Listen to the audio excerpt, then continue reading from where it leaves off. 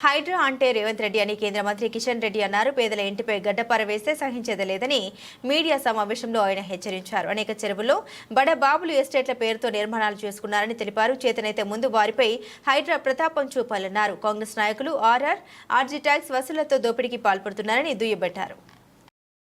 హైడ్రా అంటే రేవంత్ రెడ్డి అంటేనే Hydraa.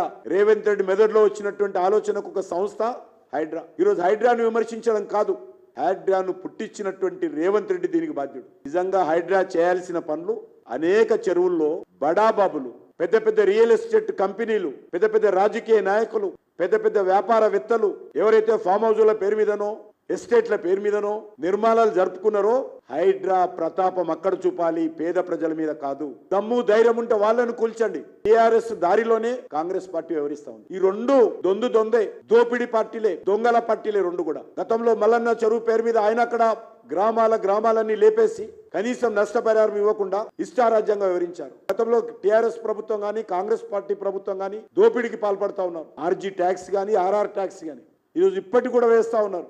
Real estate వ్యాపారస్తులు అందరూ కూడా తమ కబంధ హస్తాల్లో పెట్టుకొని అణిచివేసేటువంటి ప్రయత్నం చేస్తా ఉన్నారు. పెద్ద పెద్ద వ్యాపారస్తులను పిలిపించి బెదిరించేటువంటి ప్రయత్నం చేస్తా ఉన్నారు. పెద్ద పెద్ద కంపెనీలను పిలిపించి ఆర్జీ ట్యాక్స్ ఆర్ఆర్ ట్యాక్స్ వసూలు చేస్తా ఉన్నారు. పేద ప్రజల మీద ప్రతాపం చూపిస్తే ఈ ప్రభుత్వాన్ని సంధింపజేస్తాం తప్ప, అవసరమైతే భారతీయ జనతా పార్టీ కార్యకర్తలందరం దేనికైనా సిద్ధంగా ఉంటాం తప్ప, ఇప్పటికైనా హైడ్రాకు సంబంధించి విధి విధానాలు రూపొందించే సమయంలో ఖచ్చితంగా పేదవాడికి సంబంధించినటువంటి ఇళ్ల మీద గడ్డపార పెట్టేటువంటి అధికారం, బుల్డోజర్ పెట్టేటువంటి అధికారం లేదనే విషయాన్ని సందర్భంగా మనవి చేస్తున్నాం.